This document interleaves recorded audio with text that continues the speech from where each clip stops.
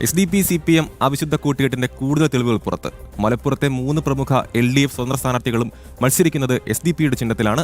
ഒരേ ജില്ലയിലെ 3 നിർണായക സീറ്റുകളിൽ SDP-ക്ക് ലഭിച്ച കത്രിക ചിഹ്നം CPM സ്വതന്ത്രർക്ക് ലഭിച്ചത് യാദൃച്ഛികമല്ലെന്നാണ് BJP ചൂണ്ടിക്കാട്ടുന്നത്. ഏതായാലും വിവരങ്ങളുമായി അനഘ ഹർഷൻ ചേരുന്നുണ്ട്. അതോടൊപ്പം തന്നെ ഈ ഒരു വിഷയത്തിൽ രാജചന്ദ്രശേഖർ നേരത്തെ പ്രതികരിച്ചിട്ടുണ്ട്. ഇടതുപക്ഷത്തിന്റെ കപടതയ്ക്കെതിരെ ആഞ്ഞടിച്ച് കൊണ്ടാണ് രാജചന്ദ്രശേഖർ രംഗത്തെത്തിയത്. SDP-യുടെ കാല് പിടിക്കുന്ന CPM-ന് ഇരട്ടത്താപ്പിന്റെ ഗോൾഡ് മെഡൽ നൽകണമെന്നാണ് രാജചന്ദ്രശേഖരന്റെ വിമർശനം. എന്തായാലും ആ വാർത്തയിൽ വെക്കാം. ആദ്യം കോഴിക്കോട് നിന്നും അനഘ ഹർഷൻ ചേർന്നു. അനഘ, ഈ ഒരു ബന്ധത്തിന്റെ കാര്യം നമ്മൾ നേരത്തെ തന്നെ ചർച്ച ചെയ്യുന്നതാണ്, തുടർച്ചയായി ചർച്ച ചെയ്യുന്നതാണ്.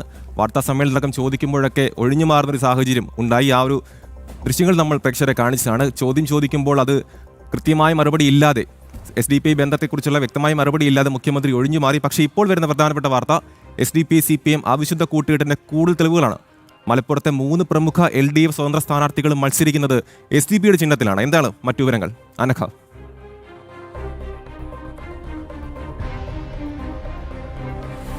അമൽ, ഏറ്റവും ഒടുവിൽ പുറത്തു വരുന്ന വാർത്തയനുസരിച്ച് ഈ കേരളത്തിലുടനീളം LDF-ഉം അതുപോലെ SDP-യും തമ്മിലുണ്ടാക്കിയിരിക്കുന്ന ഡീൽ, അതാണ് യഥാർത്ഥ ഡീൽ എന്ന കാര്യം പുറത്തു വരികയാണ്. അതായത് അതിന് ഏറ്റവും വലിയ ഉദാഹരണമാണ് മലപ്പുറത്തെ 3 പ്രമുഖ ഇടത് സ്വതന്ത്രരായി മത്സരിക്കുന്ന സ്ഥാനാർത്ഥികൾ തെരഞ്ഞെടുത്തിരിക്കുന്ന ചിഹ്നം. അത് കത്രിക ചിഹ്നമാണ്.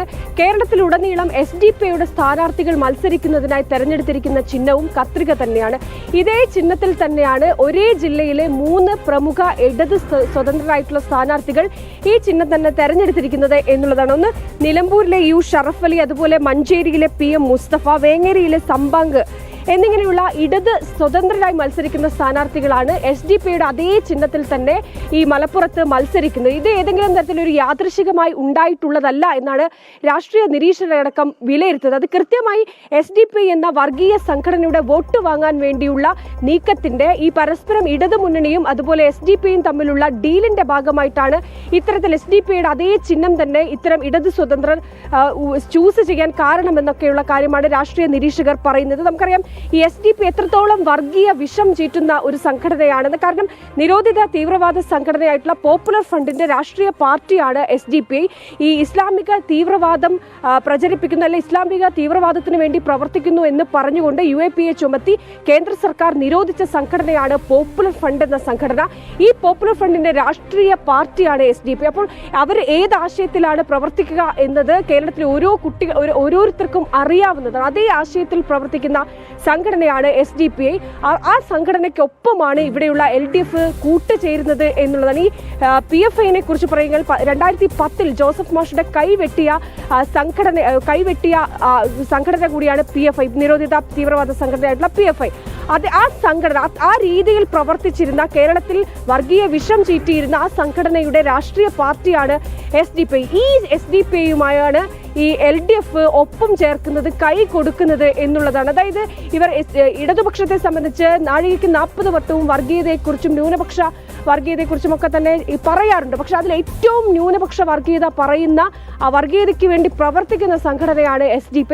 അവരുമായാണ് കേരളത്തിലെ ഇടതുപക്ഷം കൈകോർക്കുന്നത് എന്നുള്ള സാഹചര്യമാണ് ഈ നിയമസഭാ തെരഞ്ഞെടുപ്പിൽ കാണാൻ പോകുന്നത്. എന്തായാലും കേരളത്തിലുടനീളം ഇത്തരത്തിൽ SDP-യുമായി ഇടതുപക്ഷത്തിന് സഖ്യം ഉണ്ട് എന്നുള്ളതാണ്. കേരളത്തിൽ 11 ഇടങ്ങളിലാണ് SDP മത്സരിക്കുന്നത്. ബാക്കി മത്സരിക്കാത്ത ഇടങ്ങളിലായിരിക്കും ഈ LDF-ന് പിന്തുണ നൽകുക എന്നുള്ള സൂചന കൂടി SDP നേതാക്കൾ ഇന്നലെ പുറത്തു പറഞ്ഞിരുന്നു. എന്തായാലും ഈ നിയമസഭാ തെരഞ്ഞെടുപ്പിൽ ഇടതു മുന്നണിയാണെങ്കിലും അതുപോലെ വലതു മുന്നണിയാണെങ്കിലും കോൺഗ്രസും LDF-ഉം ഒക്കെ തന്നെ കോൺഗ്രസ് ജമാഅത്തെ ഇസ്ലാമി എന്ന വർഗീയ സംഘടനയ്ക്ക് ഒപ്പം നിൽക്കുമ്പോൾ ഇടതു മുന്നണി SDP എന്ന വർഗീയ സംഘടനയ്ക്ക് ഒപ്പം ചേർന്നുകൊണ്ടാണ് ഈ തെരഞ്ഞെടുപ്പിനെ നേരിടുന്നത്. വിനോദ്. അതെ, തീർച്ചയായും അനഘ, അത് വളരെ തന്ത്രപരമായ ഒരു തീരുമാനമാണ്. സംസ്ഥാനത്ത് 36ഓളം സീറ്റുകളിൽ SDP മത്സരിക്കുന്നു. അവിടെ അവർ മത്സരിക്കാനായി അപേക്ഷിച്ച് ലഭിച്ച ചിഹ്നമെന്ന് പറയുന്നത് കത്രികയാണ്. ആ കത്രിക ചിഹ്നത്തിൽ അവർ മത്സരിക്കുമ്പോൾ LDF സ്വതന്ത്രരും അവരുടെ സ്വതന്ത്ര സ്ഥാനാർത്ഥികളും കൃത്യമായി മലബാർ മേഖലയിൽ തെരഞ്ഞെടുത്തിരിക്കുന്നത് കത്രിക ചിഹ്നമാണ്. ഇത് കൃത്യമായി SDP-യും CPM-ഉം തമ്മിലുള്ള ഒരു ബന്ധം താഴേക്കിടയിൽ പ്രവർത്തകർക്കിടയിലേക്ക് എത്തിക്കാനുള്ള വളരെ തന്ത്രപരമായ ഒരു സമീപനമാണ് കൈക്കൊണ്ടിട്ടുള്ളത്.